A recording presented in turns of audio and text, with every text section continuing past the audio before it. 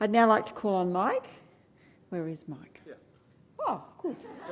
I noticed he wandered in late. He told me we were starting the conference too early, but he has made it. So I'm very, very pleased to welcome Mike, who's going to talk to us about his great impact on working towards preventing unnecessary laws.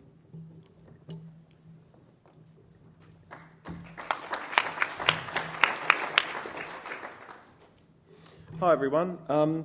2 years ago when I came to the last summit, I met Jeff on the plane and he had the misfortune of sitting next to me for about an hour heading up here. And since then I've been doing a lot of work with tracking dogs online and helping to promote dogs that are at all of Australia's shelters in capital cities. And one thing that's really stood out is the photographs in Tasmania are generally, on average, the best in Australia. And the dogs' home photos are really good, and they've been doing an amazing job. It's been really good to hear that the euthanasia rate has dropped by 50% in 1 year, and I know we're not in America, because if you're in America, we would give them a clap to that. So there's meant to be a clicker somewhere. Here we go.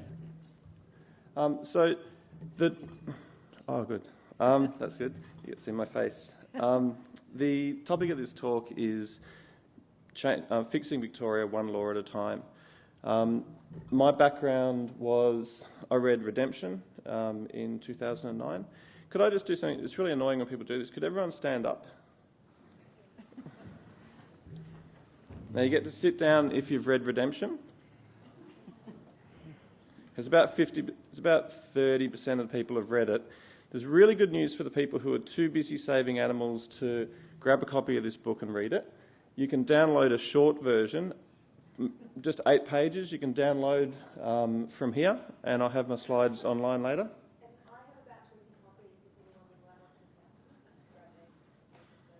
like to. Yeah, I'd really recommend it because for people who think, well, I'm working in animal welfare, I know what's going on, it's overpopulation, we need mandatory desexing and that's going to fix everything, it's a different view. And even if it's something that challenges your own view and you might take away with it what you want, you really owe it to yourself to know this kind of thing. And if you're really lazy, it boils down to the 11 points here, which, listening over the last few days, these are the things that people are talking about: pet retention, pet-friendly rentals, things like that. Compassionate director, which we see over here. So yeah, that's the short version. So I read this. Before 2009, I loved dogs, but I never wanted to be involved with shelters because I thought, you know, there's too many, they have to die, it's a lost cause, it would drive me crazy. And I read that book and I thought, well, no, actually we can find homes for all the cats and dogs, we can stop killing them, so I got involved. Did it drive me crazy? I'll leave it to you. So after reading that, one thing I discovered from talking to people, this was a mood board put together by a kind of creative person who wanted to get a dog. And so she, as a sort of artistic director, she tried to get the vibe of what kind of dog she wanted. So she's got great dogs on the left, and she's got not so great dogs on the right, which include a cat and a bull terrier and some kind of monstery looking dog up the top.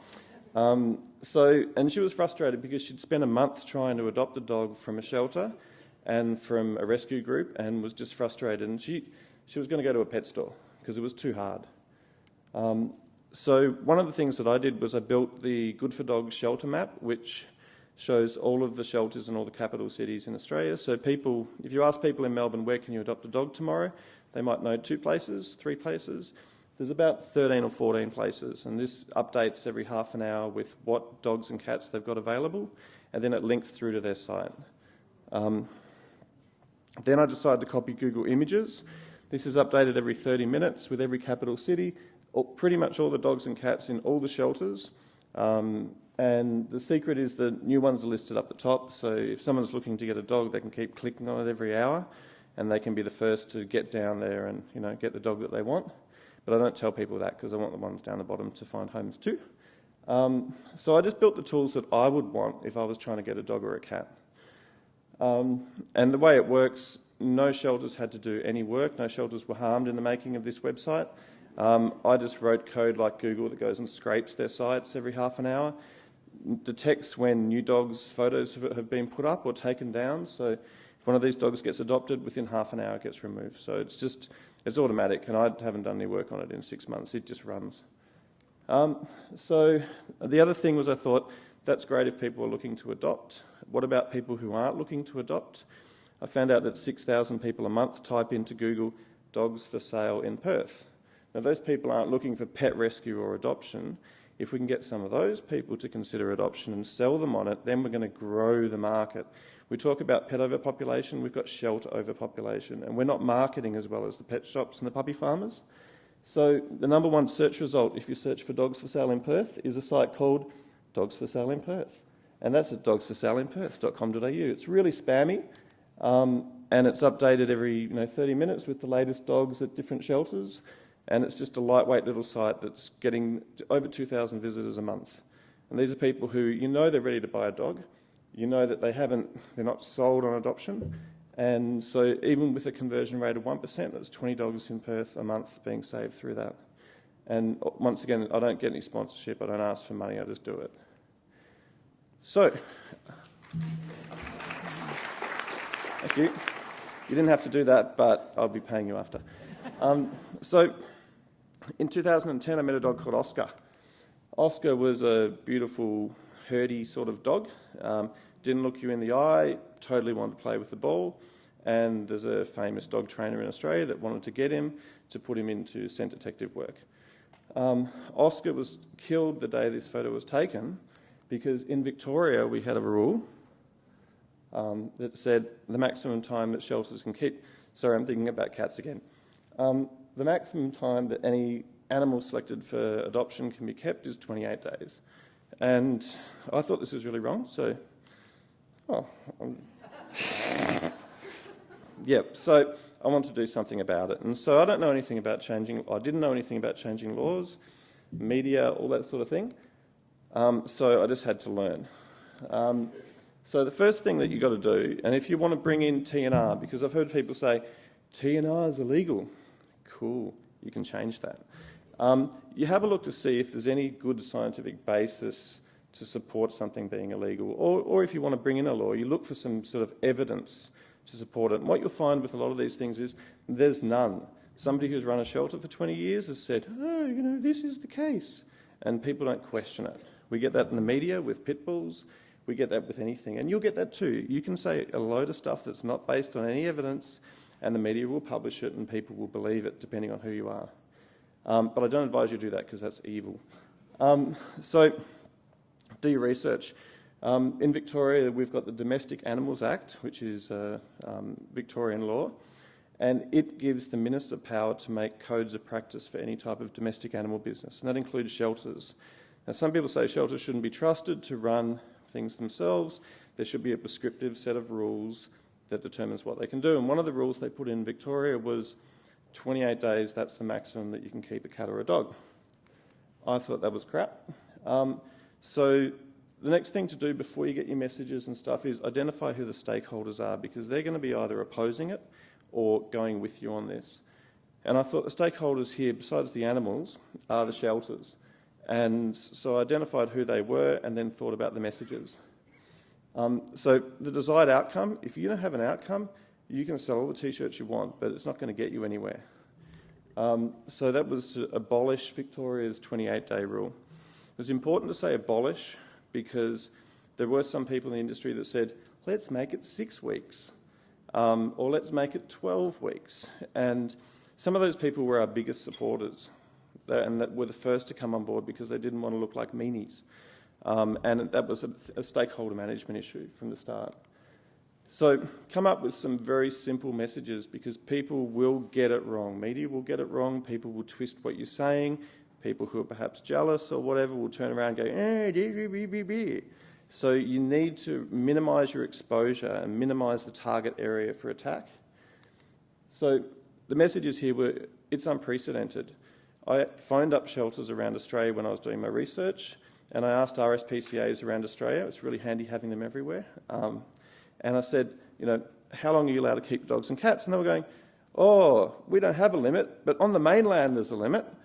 And then I called the other states in the mainland, And they said, the government doesn't fund us, like they don't tell us how long we can keep cats and dogs. And they couldn't believe that you'd have government coming around and auditing their books and going, you kept that cat for 40 days. So just looking at time. I didn't start the timer. Can someone... You've got 10 minutes. Okay, so it's unprecedented. No other state, nowhere else in the world. I wrote to Nathan Winograd, he said, I've never heard of anywhere where the government tells the shelters, here's an arbitrary time, kill them after that time. It's uncalled for. I don't believe that shelters need to be given an arbitrary time.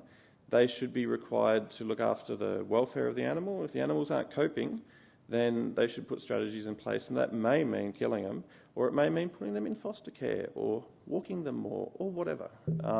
It should be based on the individual, not some one-size-fits-all rule. So the other thing is, it's unfair, and that came from Oscar.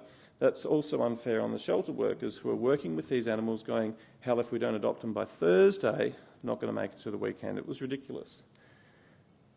So, plus, use that magic ingredient, election. So I decided to start the campaign a month before the election. This was 10 months after I started doing my research, talking with people. It's worth gathering your facts and knowing everything you can about this thing before you go out. So the next step was create a website. I started this on a Monday night. I'm a night owl. Started at about 9 o'clock after work, finished at 5 a.m. Put together a website using the WordPress CMS engine. You wouldn't know from looking at it that it's a WordPress CMS. I bought a theme rather than doing the design myself. Bought a theme for $70. Basically had this up in a night and set up a Facebook page as well. Within a week, we had over 2,000 people who joined the Facebook page. It went absolutely mental. I'd recommend, it's a bit harder now with Facebook because people can't invite all their friends to a page. They'd need to send them an email or a personal message, which that barrier to entry means it's harder to grow that fast. But something that RS confirmed with me in Victoria is that special interest, single interest sites like this get a lot more activity than your main site. So Good for Dogs has got 1,300 people, this has got 5,300 people. So your special interest campaign, people go, oh, I can take that on, I get that.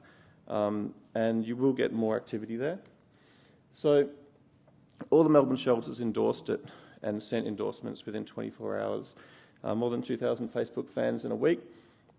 That means pretty much nothing unless you can get in the newspaper and get in the mainstream media, because then you get 100,000 people seeing it, not 5,000. And the politicians, they read the Herald Sun. So ultimately you need to get into the paper and then they'll just do it. It doesn't matter whether it's right or wrong or makes sense or not. If it's in the paper, they'll do it. So media releases, quickly. Hands up if you're not doing media releases for your organisation or if no one's doing them. Awesome, we can skip that slide. If you're not, I'd never done it. I went and did a one-day course at AAP and I signed up for the AAP Newswire. It's $50 to send out a media release to like 250 places. I did a one-day course for $500 and they taught me what I needed to do a reasonable media release that got a bit of media. We got local papers are fantastic. They're very quick at responding to local issues. When you've got a story, buddy up with the local shelter for that local paper and they'll go and take a photo and they'll talk with them and get the message out there. So we got Give Pets More Time in a local paper, front page of the Leader in one place, Death Row Rethink. And this was stakeholders who were also then speaking and they want to get their shelter in the paper. So they'll join in and help talk it up. And this was the Herald Sun, and that was the first mention in the main paper when it was talking about the Stop the Clock movement, which I thought was weird that it's a movement. I thought it was just a website. But so then we've got April 2011. Within 2 weeks, within 2 weeks of starting, the soon-to-lose minister said, yeah, I'll get rid of the 28-day rule after 7 months of ignoring my letters. But then about 4 months later, the new minister announced that he was going to get rid of it. So it took about 7 months after the new government came in before we actually got rid of it. But it wasn't that good, because if they're going to give the animals something, they've got to take something away. And they decided to ban foster care for healthy animals. So Under the proposed code of practice, the only time an animal can be placed in foster care is on the grounds of juvenile, veterinary or behavioural rehabilitation. Now, the other things were that foster carers would have to allow authorised officers to audit their homes, basically search their homes without a warrant and audit them for compliance with the code of practice. There'd be the introduction of a strict 12-week limit on foster care, after which time you'd have to bring the animal back. If it's not recovered yet, bring it back, and if it can't be adopted, it has to be euthanized. And a requirement, also foster carers would have to present the animal to a vet every 7 days, regardless of whether it was sick or not, whether it needed it or not. So what have we learned? What do we do about this? Make another website. And we focused on three key messages, which were why waste time and money? People are doing this off their own back, and you're expecting them to take the time to go down to a vet every week. Who takes their pet to the vet every week? Hands up. Okay, so you take it to work, and I will be paying you later for the questions. And a Facebook page. So with the Facebook page, you're probably wondering, where'd I get that funky logo from? I'm not a designer, but we got 1,000 people on. When we had about 100 people on, I said on Facebook, can someone make a logo? Because I made a really crappy logo, and that inspired people with more style to make a logo. So we had the logo by day 2. The same with the other one. They were just volunteers in the community. And we won. So I contacted the minister and said, hey, this is a new minister, and I said, did the department warn you that banning foster care for healthy animals was going to get you in the poo? And he said, no, can you meet me today? So I went and had a meeting with the minister's office, and he'd been told that euthanasia by gunshot and the use of animals for research were the two things that the animal rights people would get upset about. And they tried to sneak this other stuff through. And he got pissed off and he took it all out. He took all of the things that we asked for, got removed, which was lucky because people were really pushing for it. The same code of practice was leaked a year earlier, and I've got it on the Good for Dogs website. It was leaked by someone from the Animal Welfare Advisory Committee because it had all the same stuff in it, including a 6-week limit for foster care. So, questions?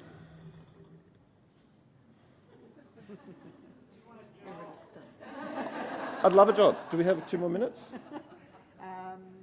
We actually don't. No? Okay. Is that all right? All right. Thanks, everyone.